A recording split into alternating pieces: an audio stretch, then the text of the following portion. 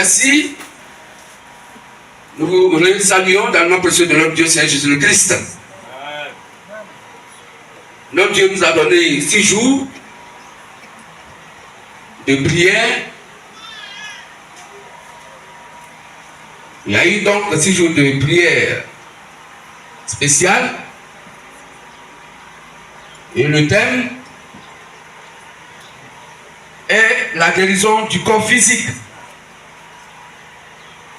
Et nous avons vu pendant ces 6 jours les merveilles que notre Dieu a fait de par sa parole et le pouvoir de sa parole. Des frères et des sœurs ont reçu leur guérison de leur corps physique.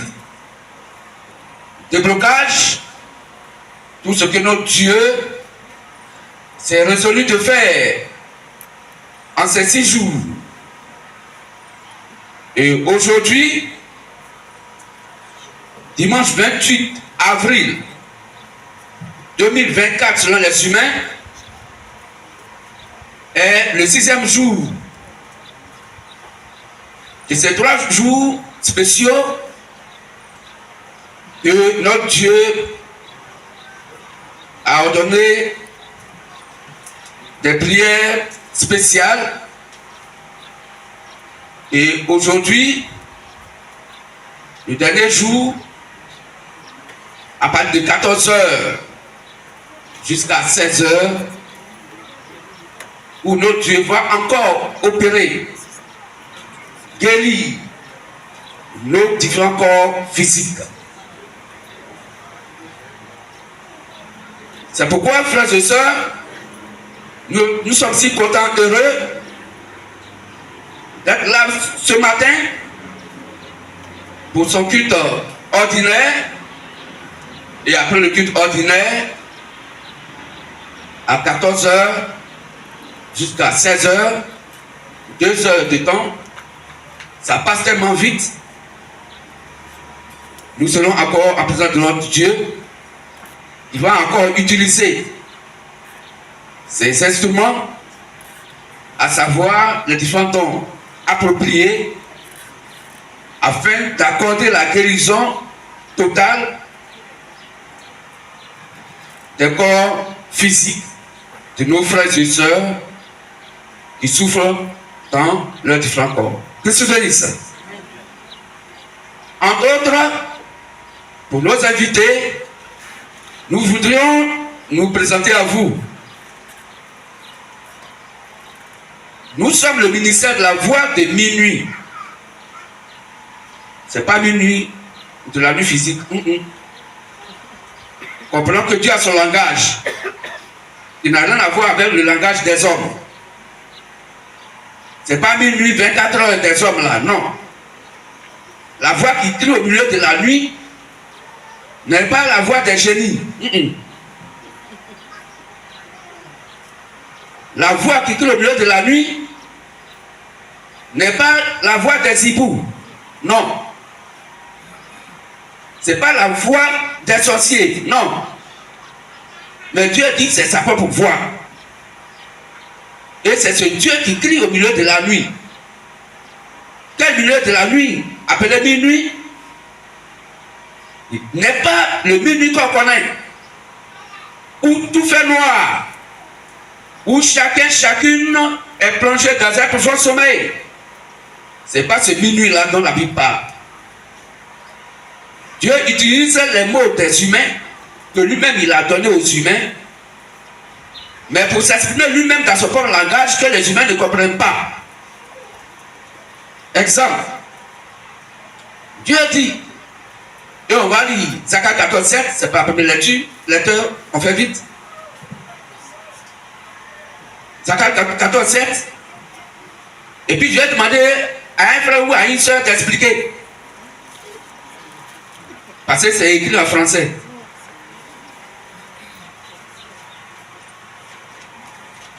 Parce que si l'homme comprend Dieu dans le langage français, tu n'as rien compris. Dieu utilise le langage français pour parler dans ce propre langage que les Français ne comprennent pas. De se bénir ça. Frère, tu peux lire pour le peuple. Zacharie 14, verset 7. Ce sera un jour unique, connu de l'Éternel. Donc ici, la Bible dit, ce sera un jour unique. Ce n'est pas 2 jours, ce n'est pas 3 jours. C'est un jour. Et ce jour est unique. Connu Dieu seul connaît ce jour. de l'Éternel. Aucun d'entre nous ne connaît ce jour. C'est l'Éternel, Dieu seul qui connaît ce jour. Et qui ne sera ni jour ni nuit. Ah, bon, est-ce qu'il y a quelqu'un qui peut m'expliquer ça? Un jour, qui a une fois vu un jour sur cette terre et qui est un seul jour unique? Oh, les jours on connaît ici là. Il y a lundi, il y a mardi, il y a mercredi, il y a jeudi, il y a vendredi, il y a samedi, il y a dimanche. Il y en a combien? 7. Mais Dieu dit, il ne parle pas de ça. Toi, le jour dont il parle, c'est un seul jour. Ce jour-là est unique. Et personne d'entre nous les hommes ne connaît ce jour. Il n'y a que lui seul, l'Éternel, qui connaît ce jour-là. Maintenant, il nous dit ce jour-là, il ne fera ni jour ni nuit. C'est quel jour il ne fait pas jour et puis il ne fait pas nuit à la fois. On appelle ce jour à quel jour?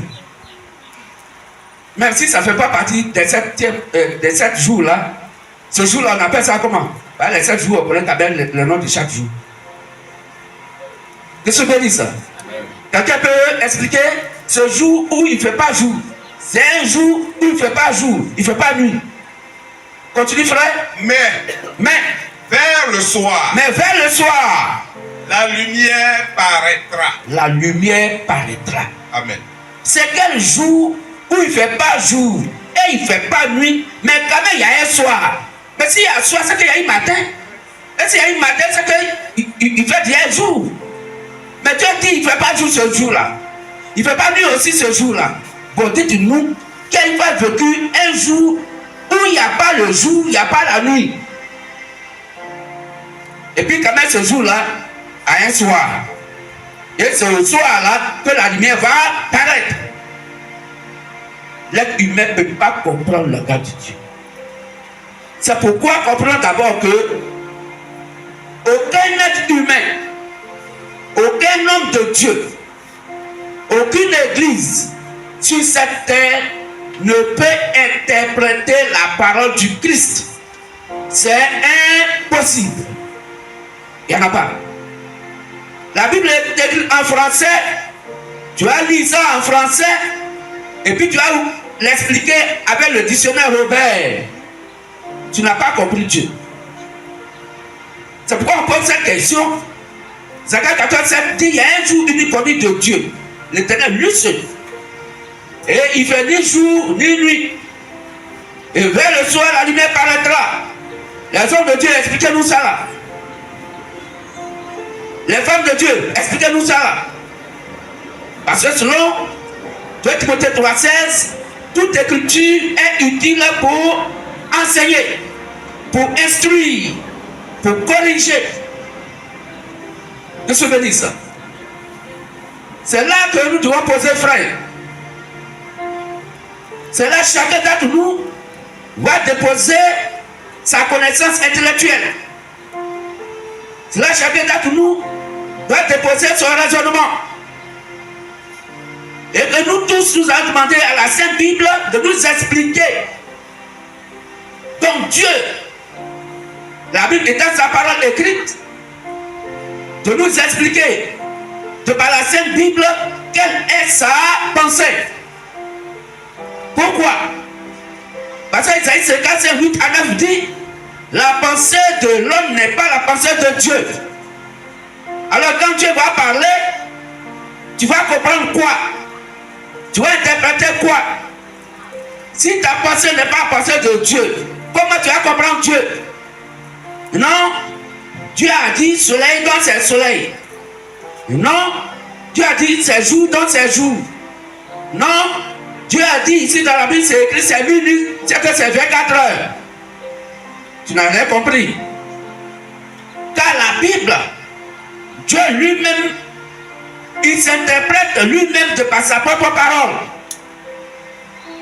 Il prend des versets bibliques pour expliquer d'autres versets bibliques dans la même Bible.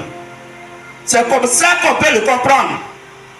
Si des versets bibliques dans la Bible expliquent d'autres versets bibliques, alors Dieu est dans son propre interprète. Alors Dieu s'est expliqué lui-même. Parce que Dieu ne compose pas avec l'homme dans ce qu'il fait. Dieu ne compose pas avec l'homme dans ses décisions.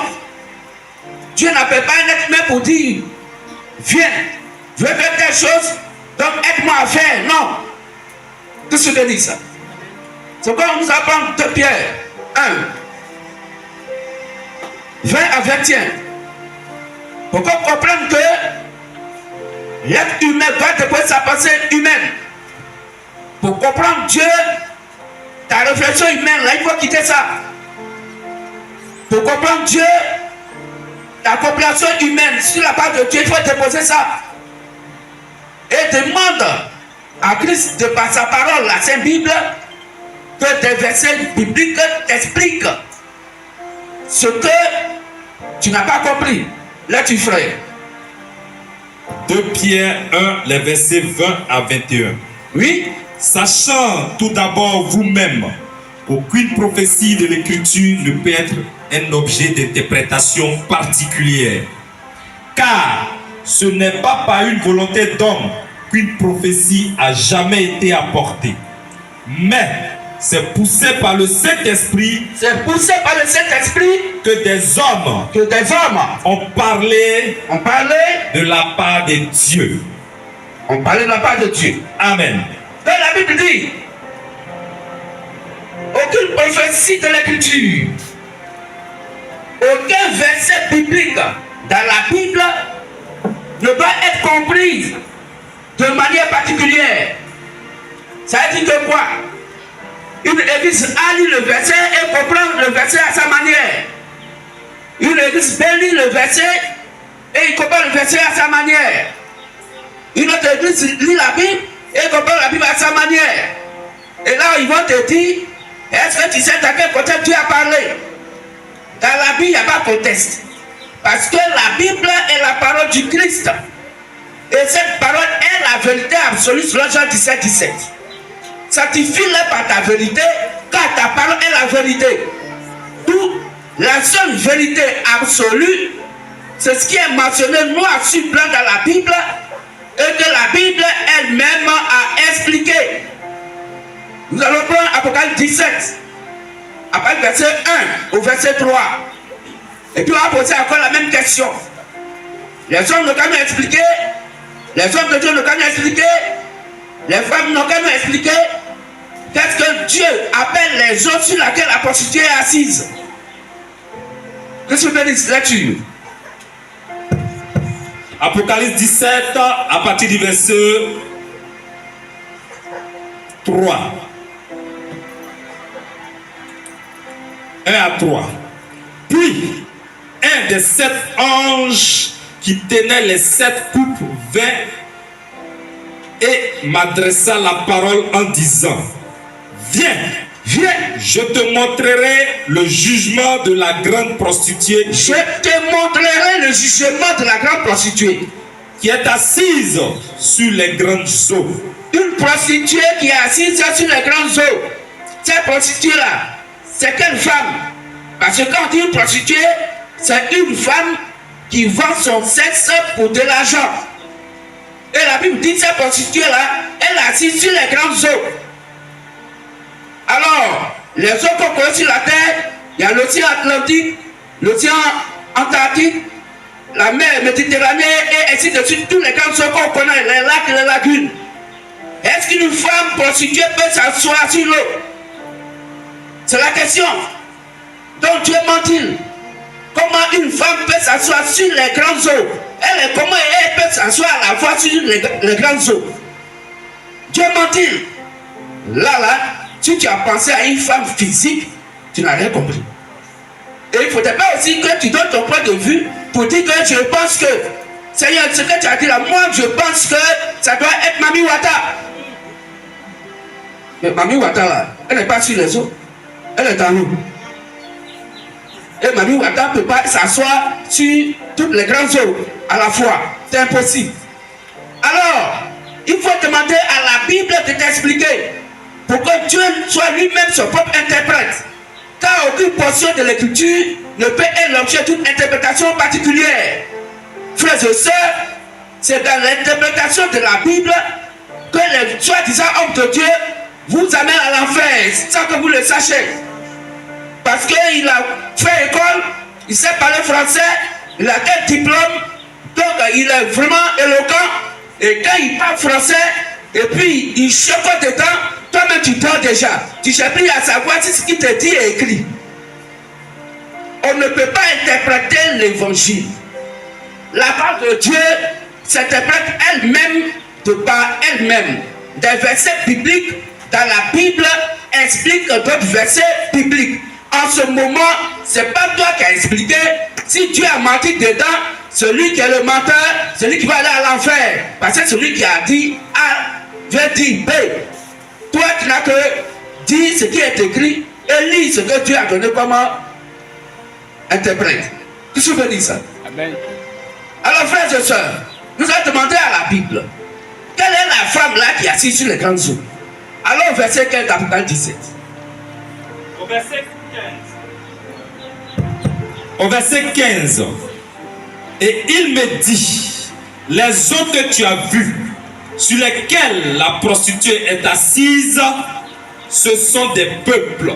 Les eaux que tu as vues, sur lesquelles la prostituée est assise, ce sont des peuples, des foules, des nations, et des langues. Amen. Donc, les eaux d'Apocalypse 17, à partir du verset 1 à 3, la Bible va expliquer au verset 15. Là, c'est Dieu qui s'est expliqué lui-même. Alors, on prend ce que Dieu dit. Là, nous comprenons que ça n'a rien à voir avec Mami Wata. Mais la Bible dit, ce sont des peuples, ce sont des foules, ce sont des langues, ce sont des nations. Tous des êtres humains vivants. Donc, une femme prostituée qui est assise sur les hommes. Comment une femme prostituée peut s'asseoir sur les êtres humains? On comprend là qu'il y a problème. Donc, on n'a rien compris encore. Alors, il faut demander à la Bible, qu'est-ce que Dieu appelle la femme? Qu'est-ce que tu veux dire ça? Amen. Prenons Ephésiens 5, après verset 22-23.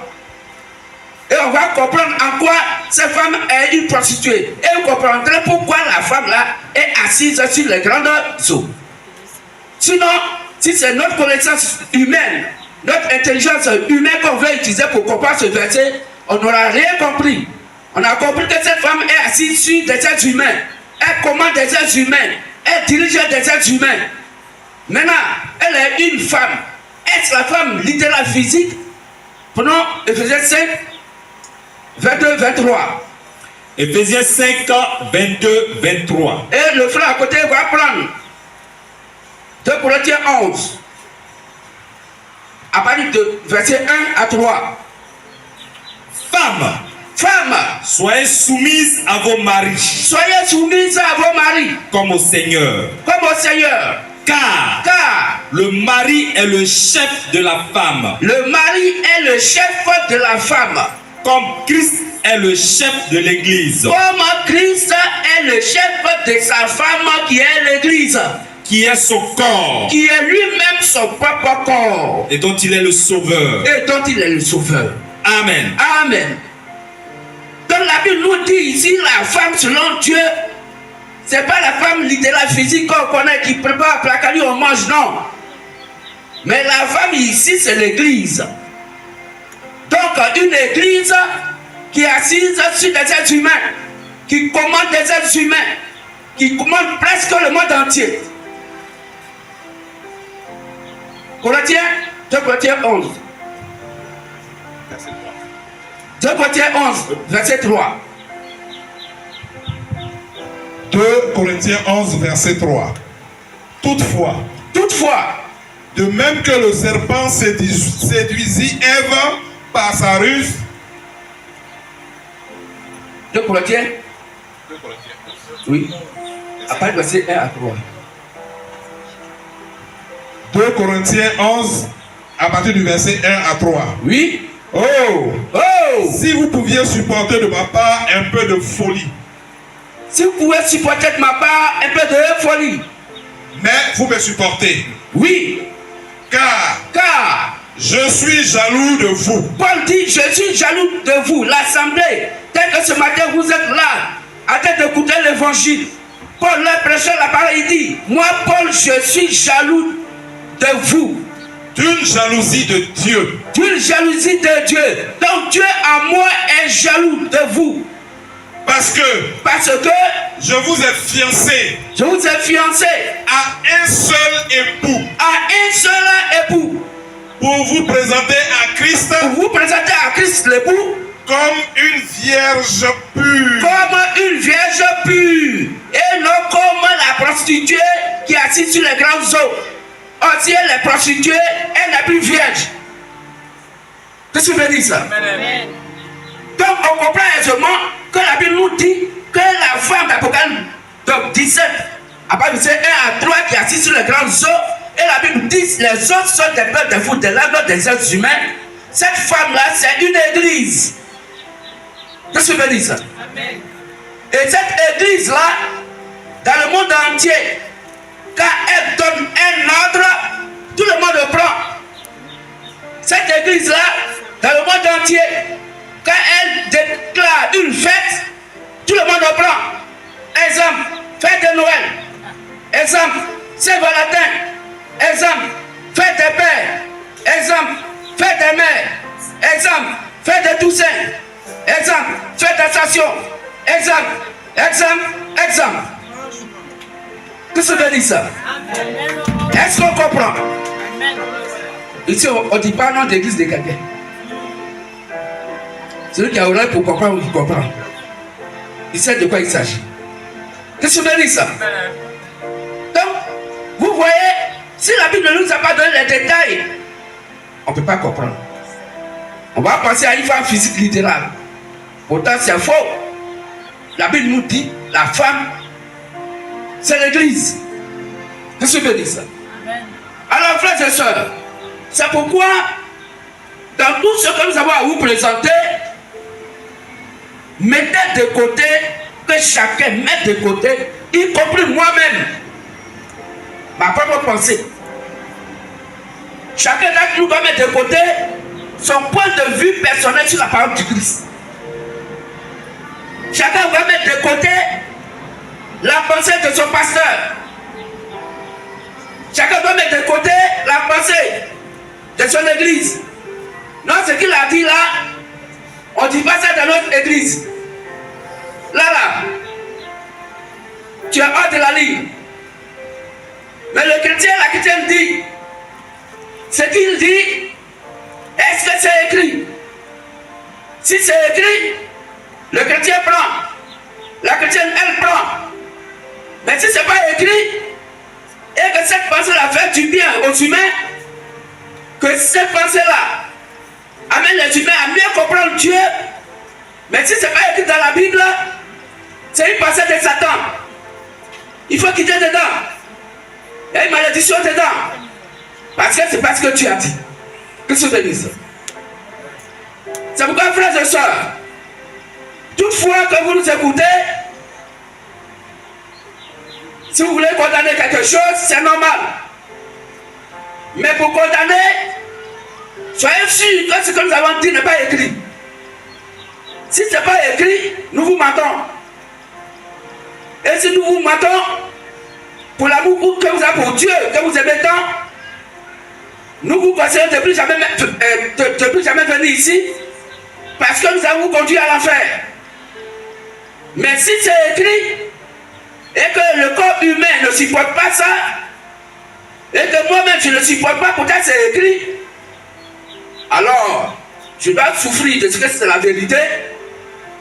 Et étant la parole de Dieu, Jean-Louis 47 dit, celui qui est né de Dieu est pour la part de Dieu. Même si ça ne t'arrange pas, même si tu n'as pas bien compris, il faut prendre parce que c'est écrit. Ce qui est sûr, Ça peut être pour le moment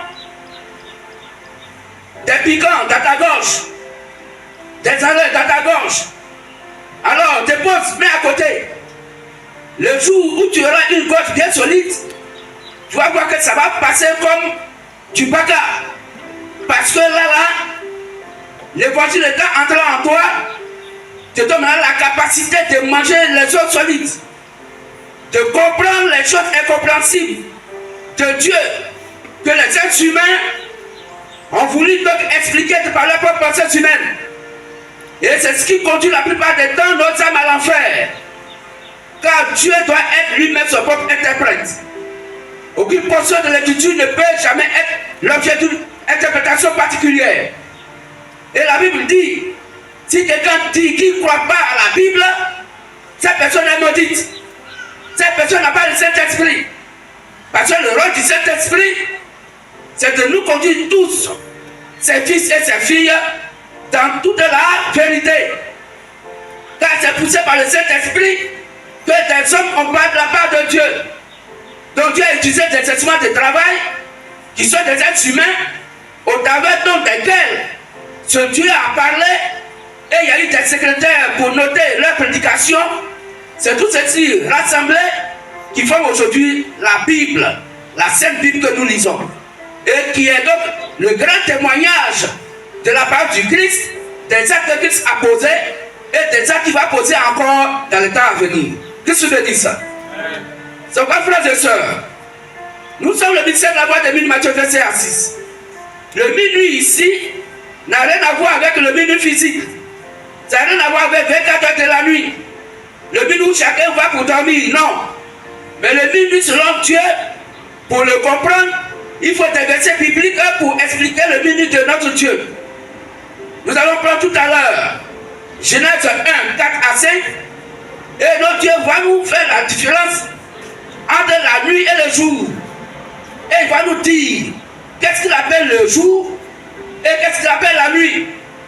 Quand on va connaître le jour et la nuit, on saura ce que c'est au milieu de la nuit. On saura ce que c'est à minuit. On saura ce que c'est que la nuit. Lecture, s'il vous plaît. Genèse 1, les versets 4 à 5. Dieu vit que la lumière était bonne. Et Dieu sépara la lumière d'avec les ténèbres. Dieu appela la lumière jour. Ah, donc Dieu appelle la lumière jour. Il y a un jour unique connu de l'Éternel, où il ne fait ni jour ni nuit. Donc il va avoir donc un temps où la lumière va disparaître. Dieu appelle quoi la lumière jour. Et les ténèbres nuit. Donc minuit, au milieu de la nuit, ça veut dire au milieu des ténèbres. C'est la Bible qui a expliqué, c'est pas nous. Dieu appela la lumière jour et les ténèbres nuit. D'où les ténèbres, c'est la nuit. Au milieu de la nuit, de Matthieu verset 1 à 6, c'est au milieu des ténèbres. Dieu appelle la lumière jour. Le jour, c'est la lumière. Qu'est-ce que Dieu appelle sa lumière? Est-ce que c'est la lumière du jour physique que nous connaissons? Nous sommes 119, 105. Et la Bible va nous expliquer, nous dire qu'est-ce que Dieu appelle la lumière. Quand on aura connu cela selon Dieu, on va comprendre maintenant la pensée de Dieu. Psaume 119, 105.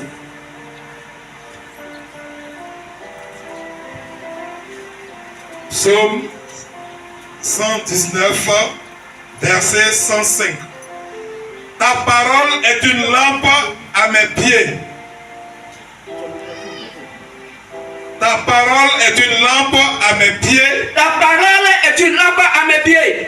Et une lumière sur mon sentier. Et la lumière sur mon sentier. Amen. Ta parole est la lampe et la parole est la lumière. Dieu appela la lumière jour. Tout le jour, c'est la lumière. La lumière, c'est la parole de Dieu.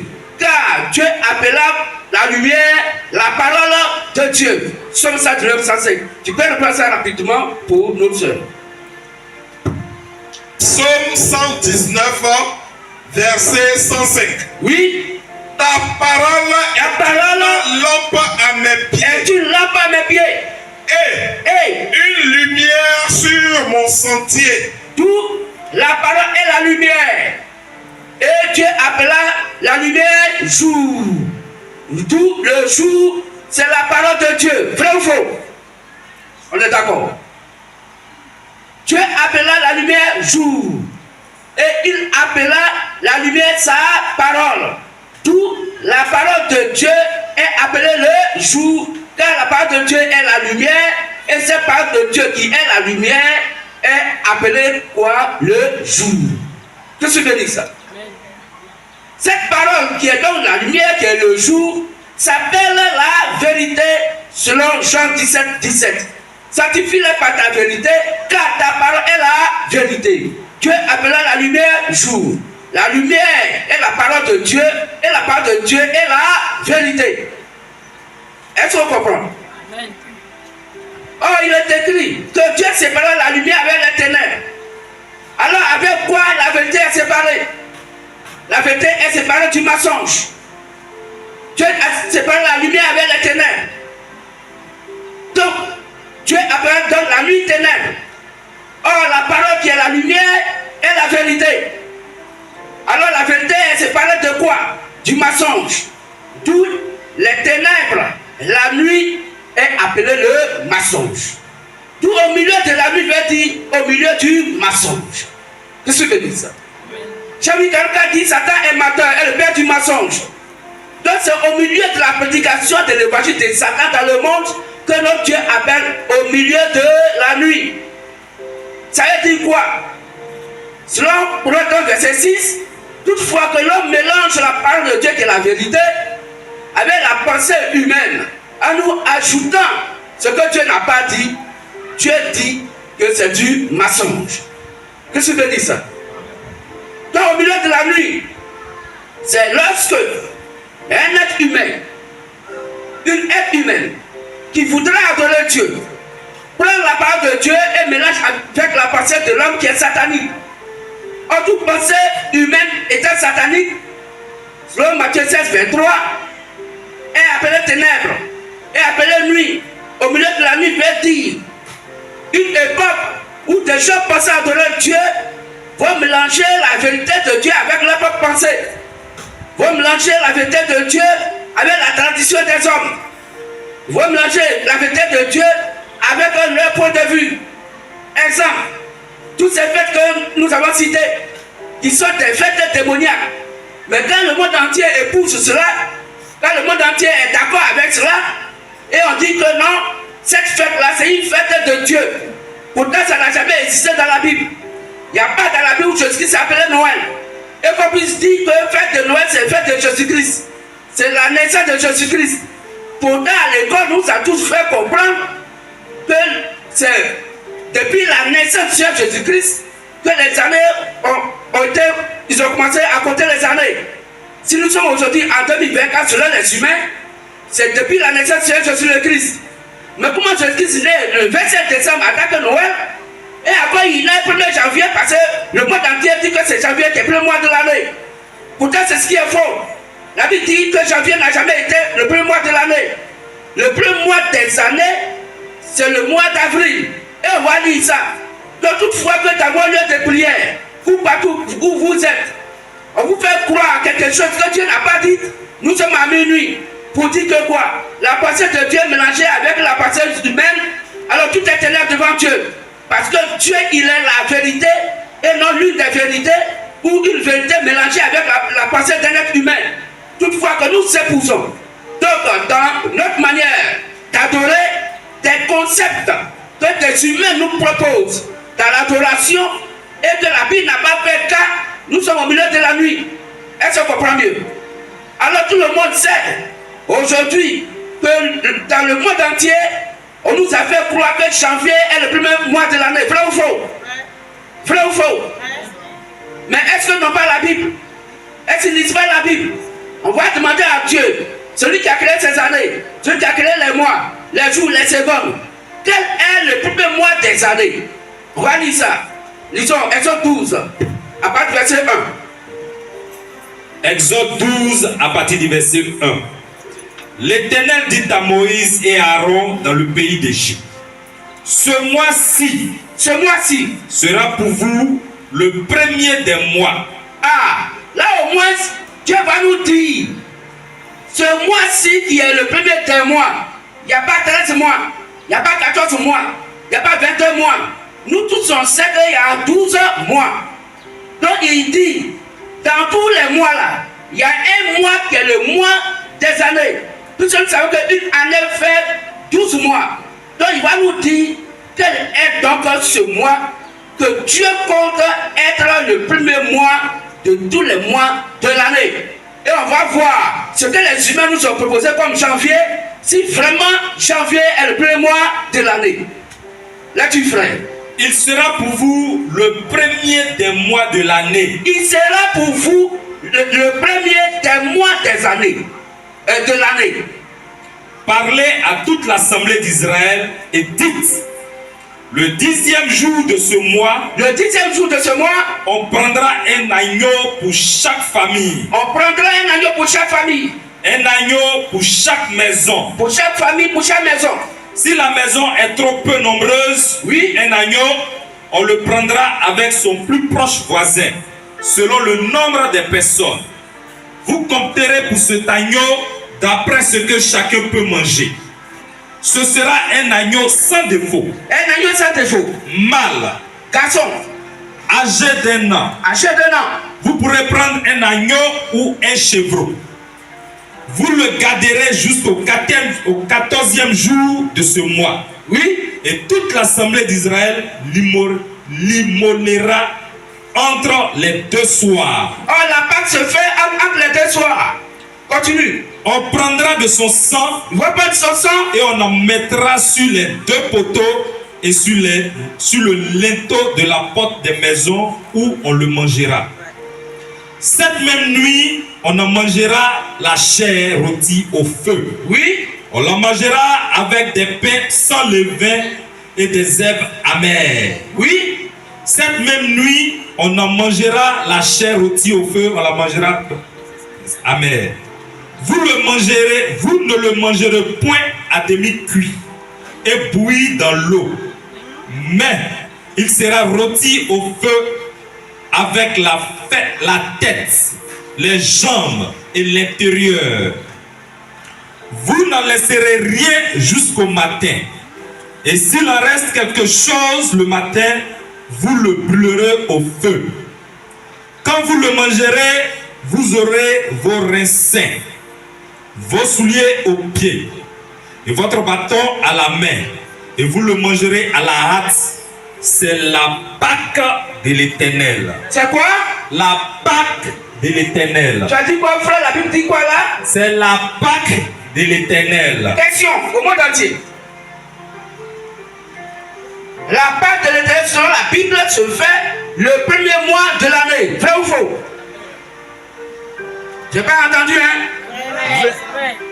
La Bible vient de dire que la description qui donne conformément donc à ce mois qui est le premier mois donc des mois de l'année s'appelle, la fête s'appelle la Pâque. La cérémonie s'appelle la Pâque. Dans quel mois, dans ce monde entier, on fait la Pâque? En janvier? Non. 27 décembre? Non. C'est dans quel mois? Avril. Dans quel mois? Avril. Parlez fort? Avril. Est-ce qu'on peut acclamer la Sainte Bible?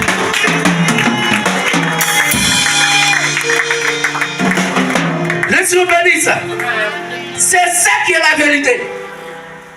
Alors, frères et sœurs, depuis que vous avez entendu que Jésus-Christ est né le 27 décembre, que janvier est le premier mois de l'année, on était déjà au milieu de la nuit. On était déjà au milieu des ténèbres. On était déjà au milieu du mensonge. Est-ce que janvier, premier mois de l'année, c'est pas du mensonge? C'est un mensonge. La Bible dit, le premier mois de l'année, c'est avril. Les hommes disent, le premier mois de l'année, c'est janvier. Entre les hommes et Dieu, qui dit la vérité? Dieu. On pour qui? Dieu. Pour les humains? Dieu. Malheur à quiconque se confie à l'être humain. Mais heureux celui et celle qui se confie à l'Éternel Dieu. menti depuis longtemps.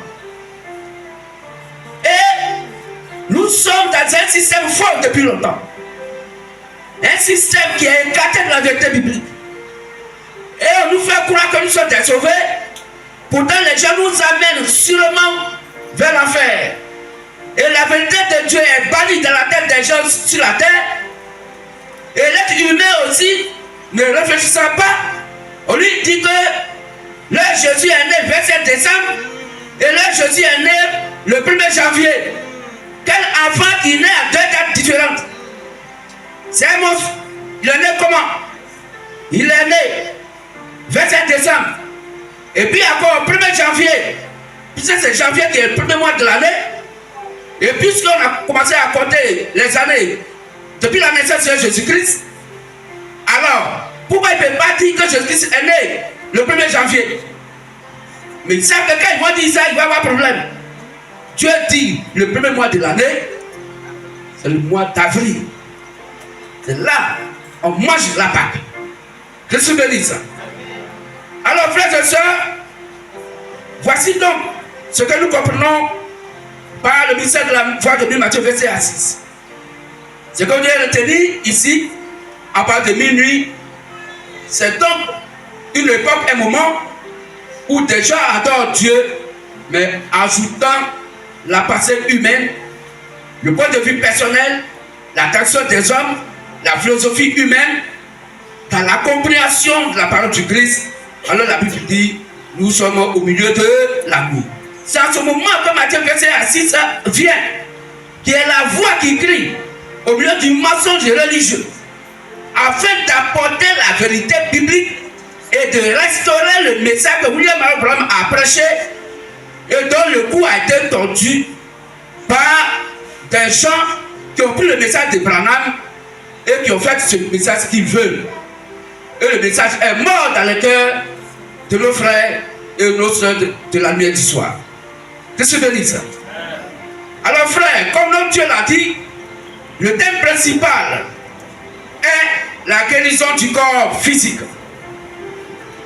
Le sous-thème qui ce matin accompagne ce thème principal, le sous-thème est la guérison et les miracles. La différence.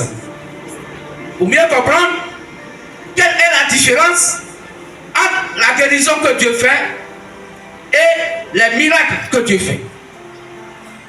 Pour encore mieux comprendre, quelle est la différence entre un don de guérison quand il travaille et donc un don de miracle? Qu'est-ce que je dis ça? Amen. Puisque le thème principal parle ici de la guérison du corps physique, alors, une chose évidente, notre Dieu a donné la nature pour le besoin de l'homme. Quand on est malade, on va en brousse, on prend les feuilles, on écrase, on se purge.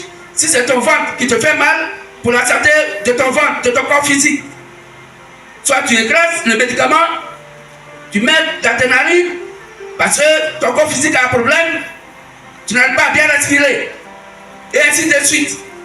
Donc l'homme a toujours eu recours à la nature. Même quand tu as faim, on a l'impression que même la faim est une maladie. Il y a d'autres, même quand ils ont faim, ils tombent sur eux-mêmes. Ils ont vertige. Le corps n'est plus en équilibre. Il doit avoir recours à la nature. Pour que ce corps soit stabilisé, il faut qu'il mange quelque chose. Quand il a soif, il lui faut de l'eau. Quand il n'y a pas de l'eau à côté, il est déséquilibré. Son corps est déséquilibré. Alors, il cherche de l'eau et il se désaltère. En buvant l'eau, son corps reprend vie. Qu'est-ce que je veux dire ça? Mes frères et sœurs, le corps humain physique ne guérit pas ou ne se stabilise pas forcément par les choses de la nature.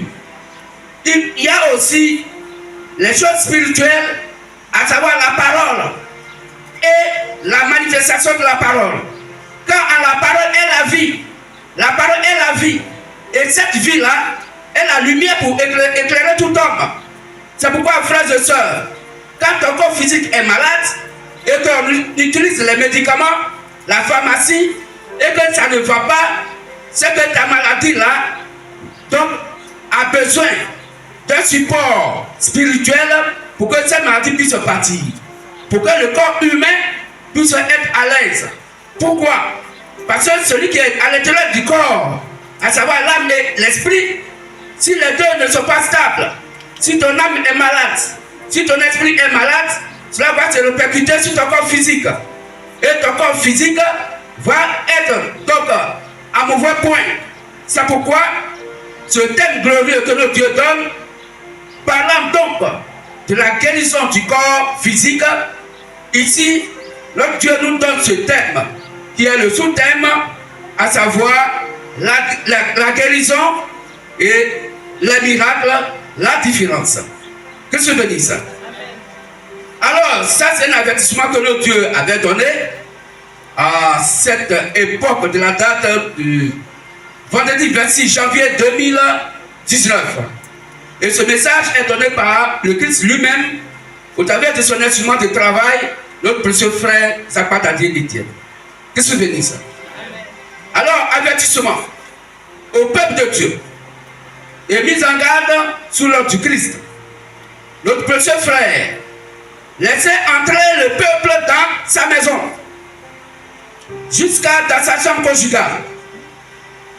Il permettait, il ordonnait donc que l'on balaye dans sa chambre, même en bas de son lit. Frères et sœurs, MVM, LDS, et vient de notre Dieu, et peuple du monde entier.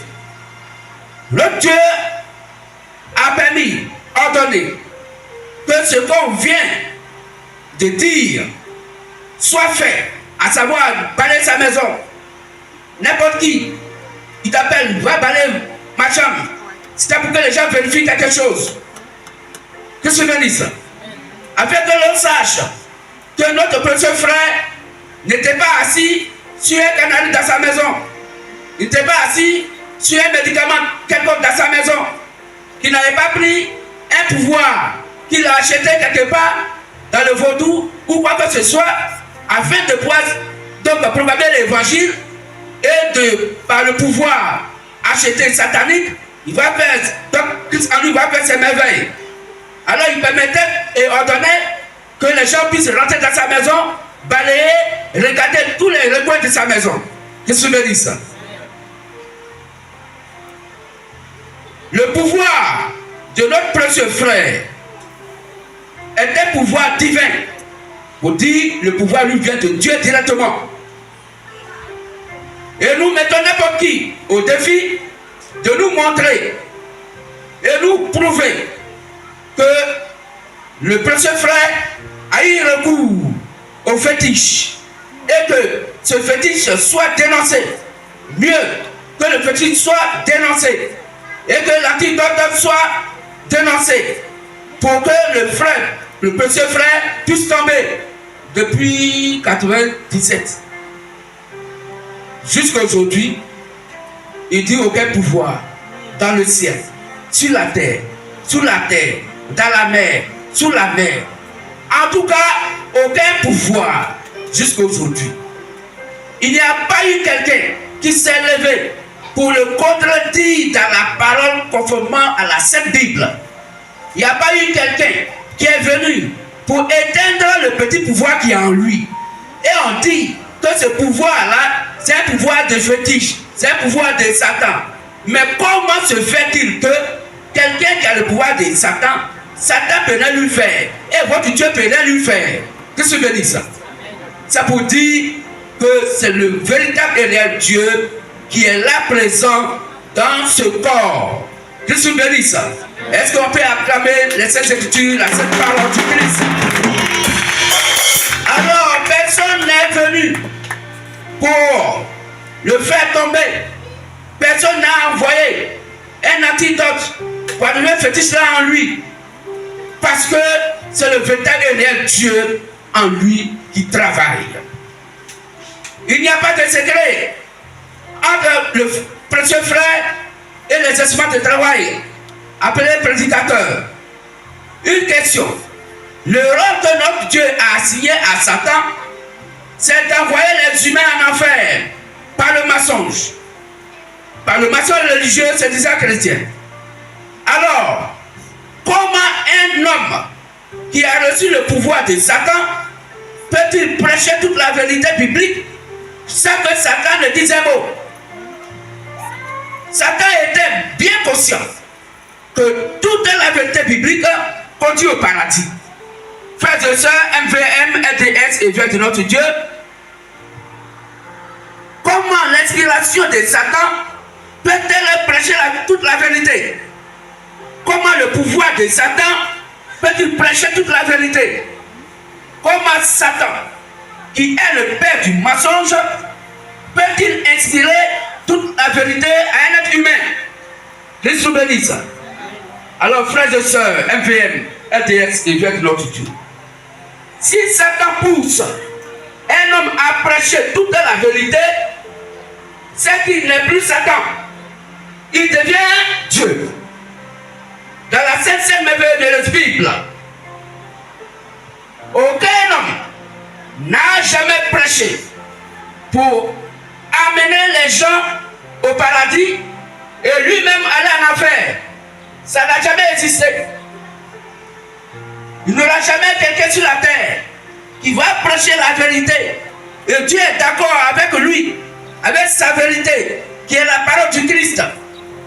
Et Dieu va dire, toi tu prêches la vérité. Le peuple qui t'écoute va au paradis. Mais toi, comme toi, tu prêches la vérité, alors va à l'enfer. Ça n'existera pas. Et ça ne peut exister. Que tu bénisses. Pour quiconque citera qu'un comme prédicateur ayant envoyé des gens au paradis et lui-même aller en enfer, nous répondrons qu'au temps du Seigneur Jésus le Christ et de l'homme Caïn, il n'y avait pas de sauver, car l'église n'était pas encore née. Oui, l'église n'était pas encore née. Donc Dieu, même au temps de Jésus-Christ, Jésus le Christ ne parle pas de sauver. La Bible ne parle pas de sauver. Il n'y a pas de sauver. Les sauvés ont paru. Les sauvés sont nés. Les sauvés ont été manifestés que quand l'église est née dans Acte 2, c'est depuis Acte 2 jusqu'à de nos jours que notre Dieu parle maintenant de sauver. On peut lire ça? Acte 2, 45 à 47. L'église est née dans Acte 2, de par le Saint-Esprit. C'est là Dieu maintenant va parler de sauver. C'est là le Saint-Esprit va parler de sauver. Pourquoi? Parce que nous sommes tous condamnés par population. Depuis Adam, les temps des prophètes, jusqu'à la naissance de Jésus-Christ, jusqu'à ce que Jésus-Christ ait ses deux pieds sur la terre. Avant la mort et la résurrection du Seigneur Jésus-Christ, il n'y a pas de sauver. Est-ce qu'on comprend ça même? Acte 2. Alors doucement frère, parce que ça bouge déjà dans vos cœurs, je vous comprends. Il n'y a pas de sauver. Pourquoi? Parce que sans vision du Seigneur Jésus-Christ, il n'y a pas de pardon de péché. Donc il faut qu'il meure et que ce sang soit versé d'abord pour que Dieu puisse parler maintenant de sauver. Est-ce qu'on comprend ça? On peut acclamer les Saintes Écritures. Il faut que le Seigneur Jésus-Christ meure. Donc de son vivant, il n'y a pas de sauvé. Au temps d'un prophète dans l'Ancien Testament, il n'y a pas de sauvé. C'est le Saint-Esprit qui va donc donner la liste des sauvés. C'est le Saint-Esprit qui va initialiser les sauvés. Pour dire, voici ceux-là qui sont sauvés. Ils seront sauvés sur la base de la vérité biblique que le Saint-Esprit va communiquer au travers des apôtres et des prophètes du Christ lui-même. De par leur évangile, et Dieu ajoutait à l'église ceux qui étaient sauvés. Lecture frère. Acte 2. Acte 2, à partir du verset 44 au verset 47. Tous ceux qui croyaient étaient dans le même lieu et ils avaient tout en commun. Ils vendaient leurs propriétés et leurs biens. et ils en partageaient le produit entre tous, selon les besoins de chacun. Ils étaient chaque jour, tous ensemble, assidus au temple. Oui. Ils rompaient le pain dans les maisons. Oui. Et prenaient leur nourriture avec joie et simplicité de cœur. Pourquoi? Parce que ceux-là, ayant entendu Simon-Pierre prêcher l'évangile, il était vivement touché. Et il dit à Simon-Pierre, homme frère, que ferons-nous? Et Simon-Pierre, animé par le Saint-Esprit, dit, repentez-vous pour le pardon de vos péchés et faites-vous baptiser au nom du Seigneur Jésus-Christ. Car la promesse a été faite pour vous, pour vos enfants et pour un plus grand nombre de personnes que notre Dieu, le Créateur, appellera. Et par plusieurs exhortations, alors, la Bible dit, ils donc furent baptisés, ce même jour-là, 3000 personnes furent baptisées. C'est là l'église est née. 3000 personnes baptisées le même jour-là. C'est là l'église est née. Comment la Bible va nous dire que c'était l'église? Alors, continue maintenant la lecture. Louons Dieu. Donc tout cela, ils louaient Dieu. Et trouvant grâce auprès de tout le peuple. Ils trouvaient grâce auprès de tout le peuple. Et le Seigneur ajoutait chaque jour. Et le Seigneur ajoutait chaque jour à l'église. Ceux qui étaient sauvés. Ceux qui étaient sauvés. Car c'est là que l'église est née. C'est pourquoi il ajoutait à l'église ceux qui étaient sauvés. L'église ne peut pas exister au moment où Jésus-Christ est présent. Dans le corps physique, Jésus le Christ. Non. Parce que nous étions tous des condamnés par population devant Dieu. Selon Romains 3, 23, tous ont péché et sont privés de la gloire de Dieu. Aucun, même des enfants de Dieu, ne pouvaient aller au paradis à cause du péché d'Adam et Ève. Donc pour le pardon des péchés de nos âmes, il faut qu'il meure d'abord et que son sang soit versé pour calmer la colère du Christ. Et il envoie maintenant le Saint-Esprit, lui-même vient maintenant à travers le Saint-Esprit pour nous tracer la voie du salut, pour nous dire, je suis le chemin, la vérité et la vie, pour qu'on puisse aller au Père. Voici le type d'évangile qui va être dans votre cœur. Voici la voie à suivre pour repartir au paradis. Et il l'a fait avec l'église. Et c'est cette église qui est née dans Acte 2, qui est aujourd'hui arrivée jusqu'à notre époque. Et nous sommes aujourd'hui l'église de Béjéville-Machou. Qu'est-ce que je veux dire ça? Alors, aucun enfant de Satan ne peut jamais envoyer les gens au paradis par sa prédication.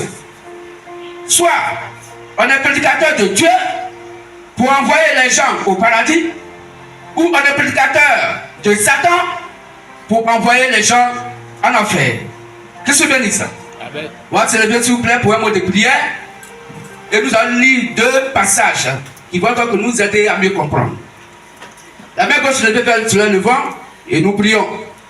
Seigneur Jésus le Christ, le Dieu tout-puissant, tout-suffisant, de la sainte, merveilleuse et merveilleuse Bible.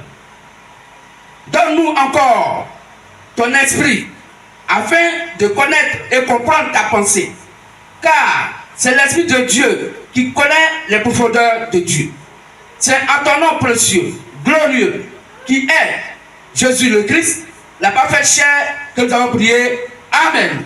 Amen. Restons debout pour le respect de la parole. Selon Luc 4, verset 16. Et nous allons lire 1 Corinthiens 12, verset 4. Et 1 Corinthiens 12, verset 10. 1 Corinthiens 12, 4. 1 Corinthiens 12, verset 10. Rapidement, s'il vous plaît. 1 Corinthiens 12, le verset 4. Il y a diversité de dons, mais le même esprit. Amen. Amen. 1 Corinthiens 12, verset 10. 1 Corinthiens 12, verset 10. À un autre, le don d'opérer des miracles. Dans le même esprit, à un autre, il donne le don d'opérer des miracles. À un autre, la prophétie. À un autre, la prophétie. À un autre, le discernement des esprits. Oui. À un autre, la diversité des langues. À un autre, oui, l'interprétation d'interprétation des langues. Amen. Amen. Asseyez-nous, s'il vous plaît. Donc, de par le même esprit Christ, il y a diversité de dons et de ministères. Il y a diversité de dons dont il parle ici, même par le même esprit qui opère toutes ces choses. À un autre, le don d'opérer des miracles, d'où le thème qui a donné la guérison et les miracles. Quelle est la différence? À un autre, le discernement de l'esprit, la prophétie, l'interprétation des langues. Que se bénisse. Et écoutons attentivement, frères et sœurs. Le don de guérison,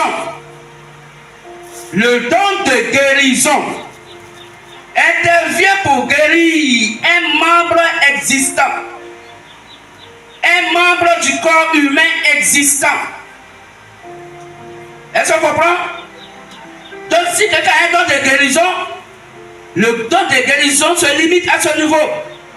C'est pour apporter la guérison à un membre du corps d'un être humain vivant, pour guérir ce corps, pour apporter la guérison au corps. Exemple, j'ai mal à l'œil, l'œil existe bel et bien, vrai ou faux? Alors le don de guérison va prier pour moi et mon œil est guéri. Est-ce qu'on comprend? C'est ça le don de guérison. Contrairement au don de miracle, le don de miracle, mon œil est cassé, je n'ai plus d'œil dans sa cavité, c'est tout seulement qui est là, il n'y a plus d'œil. Donc mon œil est cassé, je n'ai plus d'œil dans sa cavité. Et le don de miracle prie pour moi. Et Dieu fabrique un nouvel œil qui apparaît. Voici ce que la Bible appelle don de miracle. Don de guérison, ton œil est là, mais l'œil te fait mal. Alors le don de guérison va venir prier pour toi. Et la douleur de ton œil, la maladie de ton œil disparaît. On peut acclamer le Dieu de la Sainte Bible. Et c'est ces dons-là que nous avons ici, à Machou. Et qui opère ce véritable réel Dieu, de par son esprit, qui utilise des enveloppes, des corps humains, que lui-même il a prédestiné pour ses services, pour l'utilité commune. Donc nous comprenons qu'il y a un don de guérison, voici son rôle. Ton pied te fait mal, il prie sur toi, ton pied guérit. Ta colonne vertébrale te fait mal, le don de guérison prie sur toi, ta colonne vertébrale ne te fait plus mal. Mais le don de miracle, ton pied est coupé. Quand le don de miracle vient, il pose la main sur toi, il prie pour toi, ton pied pousse. Tu as un nouveau pied.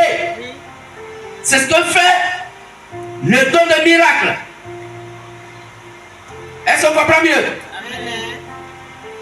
Donc si quelqu'un a un don de miracle, c'est une bonne chose. Tous les autres dons sont importants, chacun à son niveau. Mais faisons la différence entre le don de miracle et le don de guérison. Est-ce qu'on comprend mieux? Je suis béni. Donc mon œil est cassé. Le don de miracle va agir. Je n'ai pas l'œil dans ma cavité. C'est-à-dire dans le trou, l'œil était là, c'est cassé, il n'y a plus rien. C'est un seul œil qui est ici, l'autre œil là, c'est cassé, ça finit, il n'y a rien. C'est un trou qui est là. Alors, le don de miracle, quand il agit, Dieu, au travers de ce don, va fabriquer un nouvel œil qui va apparaître donc dans la cavité. Et toi qui avais un œil, aujourd'hui, par le don de miracle, tu as tes deux yeux que tu vas utiliser. Est-ce qu'on peut acclamer ça aussi? Et c'est les choses qui se produisent et qui vont se produire dans le MVM. Recevez ça. C'est ça qu'on appelle le don de miracle.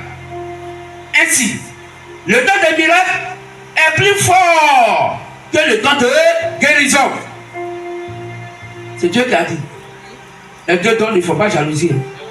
Voilà. Parce que chaque don travaille au niveau où Dieu l'a placé. Et c'est Dieu qui explique que le don de guérison est moins puissant, moins fort que le don de miracle. Pour dire que le don de miracle est plus fort que le don de guérison. Parce que ce que le don de guérison fait, le don de miracle, ce qu'il produit, quand on met les deux sur la balance, on voit que ce que le don de miracle fait, c'est vraiment plus fort. Je suis béni ça. Alors, frères et sœurs, FVM vient de notre Dieu. Les jours qui viennent, nous verrons la classification, la clarification,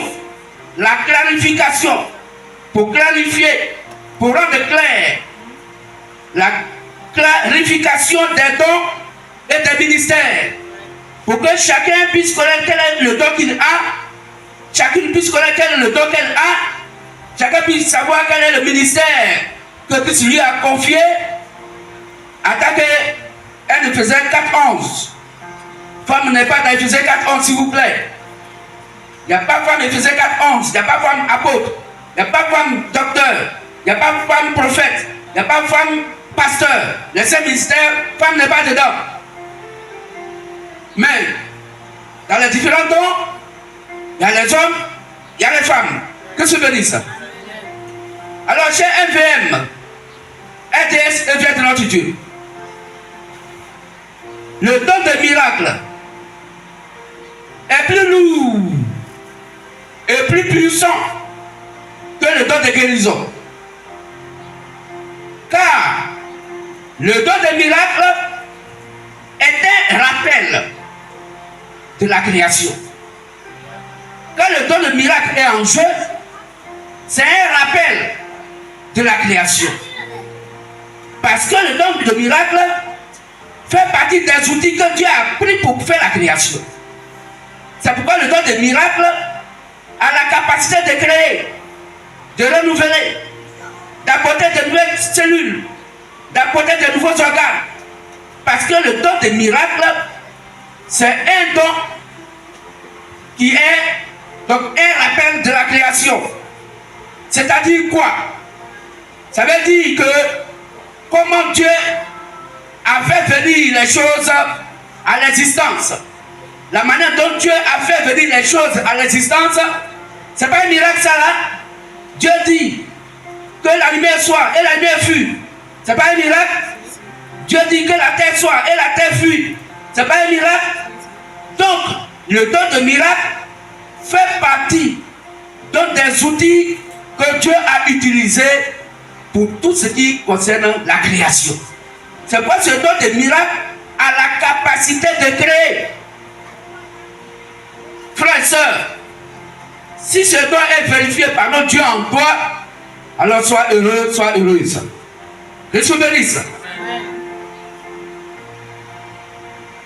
Donc, le don de miracle est un appel de la création, c'est-à-dire comment Dieu a fait venir les choses à l'existence.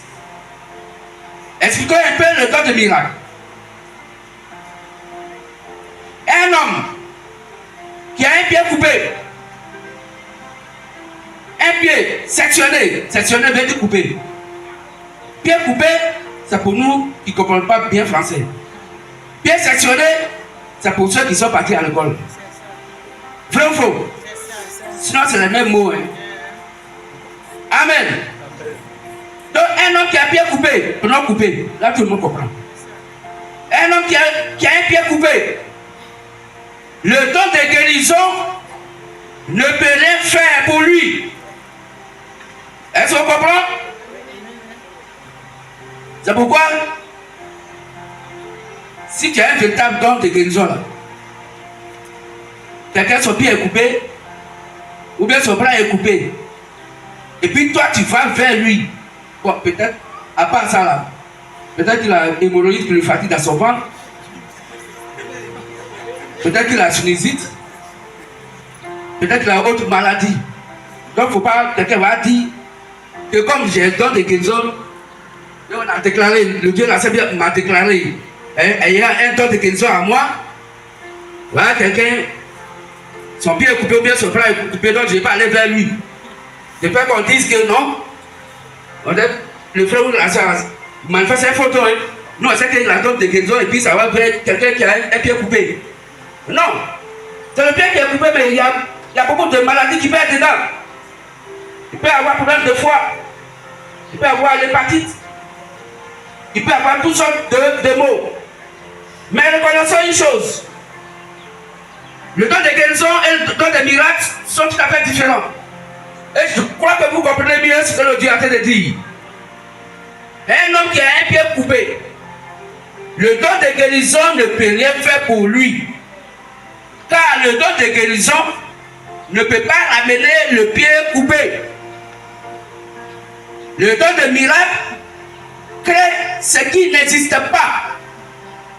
Le don de miracle crée ce qui n'existe pas ou ce qui a disparu. D'où le don de miracle est le Créateur lui-même. Le don de miracle est donc le Créateur. La force créatrice de notre Dieu. Le don de miracle est le Créateur. La force créatrice de notre Dieu. C'est pourquoi notre Dieu a créé beaucoup de choses et qui dépassent l'entendement humain.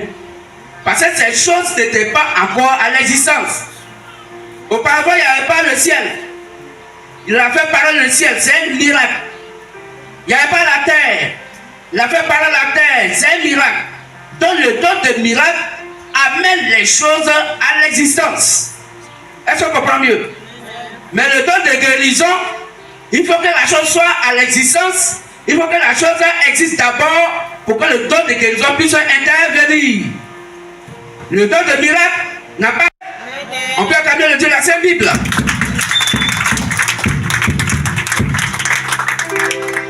Christ nous bénisse. Christ nous bénisse. Alors le grand thème qui est donné, le thème principal, la guérison du corps physique. Nous voyons que le don de guérison intervient dedans et le don de miracle aussi intervient dedans. Maintenant que nous avons la capacité de faire la part des choses entre un don de guérison et un don de miracle, le Dieu de la Sainte Bible, notre prière, c'est qu'il puisse activer dans son assemblée Benjamin Machou ces grands dons-là, afin que le corps physique puisse avoir la guérison parfaite et définitive. Conclusion. Le don de miracle est la partie créatrice de notre Dieu.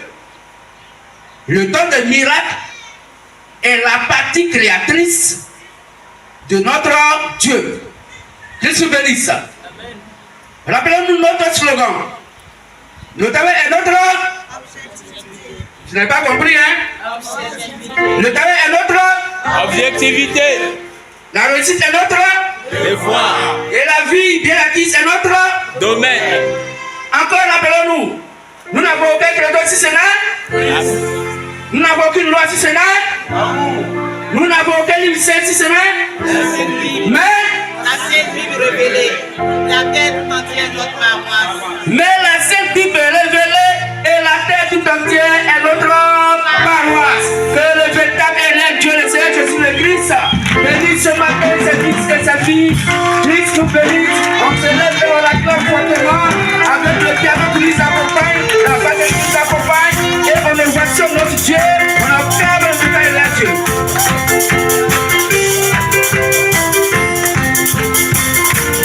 Merci, merci.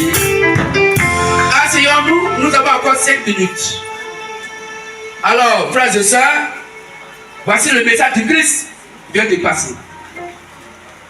En réalité, si tu n'es pas baptisé conformément à la doctrine du Christ, et que tu as été baptisé dans un lieu de prière, selon les Saintes Écritures, ça peut faire mal à l'homme, mais on prend ce que Dieu dit. Son baptême n'est pas reconnu par Christ. Parce que le baptême est conditionné par l'évangile que tu as écouté. Si l'évangile, il y a eu un jour, il y a eu la personne humaine dedans, les gens ont voulu aider Dieu pour que les gens puissent mieux croire au Christ, alors que la procédure qu'ils ont utilisée, c'est pas ce que Dieu a donné. Tu t'es baptisé, Dieu ne connaît pas ton baptême. Mais c'est des choses que vous allez comprendre plus tard, au fur et à mesure que Christ, l'évangile, viendra à vous. Nos égards vont commencer à tomber un peu. Et il nous ouvrira l'esprit pour que nous puissions comprendre sa parole. Donc s'il y a des frères et des sœurs qui étaient touchés par l'évangile et qui voudraient désormais être avec le Christ, à savoir sa parole, qui voudraient donc prendre un engagement de bonne conscience avec Christ par l'eau du baptême, il peut se lever, elle peut se lever. Le jour où tu veux qu'on te baptise, on te baptise. On peut acclamer le Seigneur Jésus-Christ. Alors, la sœur, c'est quel jour vous voudrez faire votre baptême? Quel jour? Dimanche prochain. Ok. Donc dimanche prochain, viens avec un habit de rechange. C'est ça, non? On a déjà beaucoup ici. Oui. Donc dimanche prochain, tu viens. Il y a beaucoup de baptêmes ici. Donc on a plus besoin d'avoir un habit de rechange. Ou bien? Ok, d'accord. Donc, essaie de voir si tu peux aussi appeler habit de rechange. Après de l'eau, tout ce ton corps sera mouillé. Ok, d'accord. Sinon, il y a beaucoup de baptêmes ici. Est-ce qu'on peut acclamer au vétérinaire Dieu Jésus-Christ? Le dimanche prochain, son baptême. Après, tu vas donner ton nom aux frères qui sont ici, avec ton contact. On va se lever, on a fini, il est 11h59 minutes. On se lève, le but finit à 18h00.